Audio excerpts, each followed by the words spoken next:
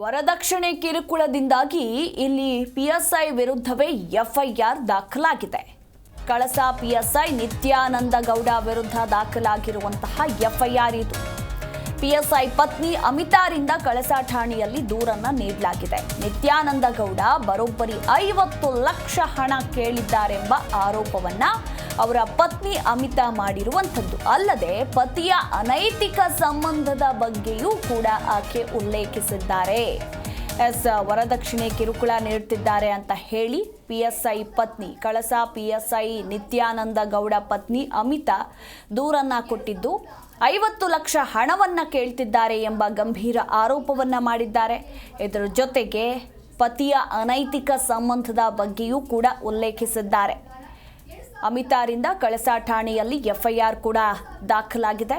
ಇನ್ನು ನಿತ್ಯಾನಂದ ಗೌಡ ತಂಗಿ ಹಾಗೆ ತಂಗಿ ಗಂಡನಿಂದಲೂ ಕೂಡ ಹಲ್ಲೆ ನಡೆದಿದ್ದು ಅವಾಚ್ಯ ಶಬ್ದಗಳ ಬಳಕೆ ಮಾಡಿದ್ದಾರೆ ಎಂಬ ಆರೋಪವನ್ನ ಅಮಿತಾ ಮಾಡಿರುವಂಥದ್ದು. ಆತ ಕೆಲಸ ಮಾಡಿರುವ ಠಾಣೆಗಳಲ್ಲಿ ವೈಯಕ್ತಿಕ ಜೀವನದ ಬಗ್ಗೆ ಕೆಟ್ಟ ಅಭಿಪ್ರಾಯ ಇದೆ.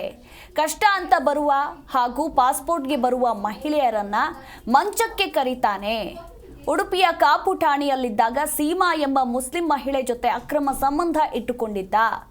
ನಾನು ಆತನ ರೂಮ್ಗೆ ಹೋದಾಗ ಸಿಗಬಾರದೆಲ್ಲ ಸಿಕ್ಕಿದೆ ಅಂತ ಸ್ವತಃ ಪಿಎಸ್ಐ ಪತ್ನಿನೇ ಈಗ ಎಫ್ಐಆರ್ನಲ್ಲಿ ಈ ಎಲ್ಲ ಪಾಯಿಂಟ್ಗಳನ್ನು ಉಲ್ಲೇಖಿಸಿದ್ದಾರೆ.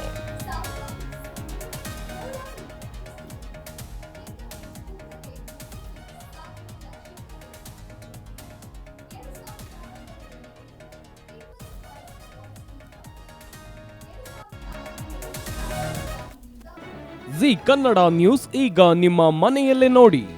ಎಲ್ಲ ಕೇಬಲ್ಗಳಲ್ಲಿ ಈಗ ಲಭ್ಯ.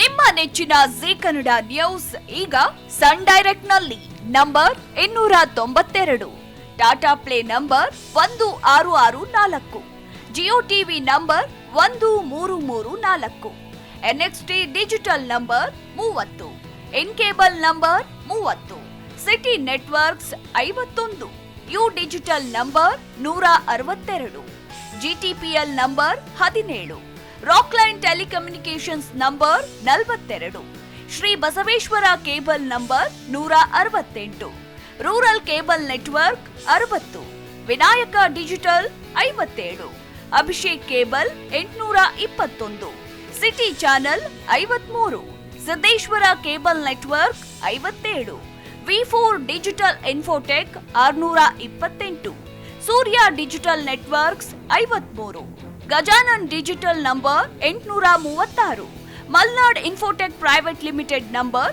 56, Metrocast number 830, Victory Digital number 167ರಲ್ಲಿ ನೋಡಿ ಆನಂದಿಸಿ.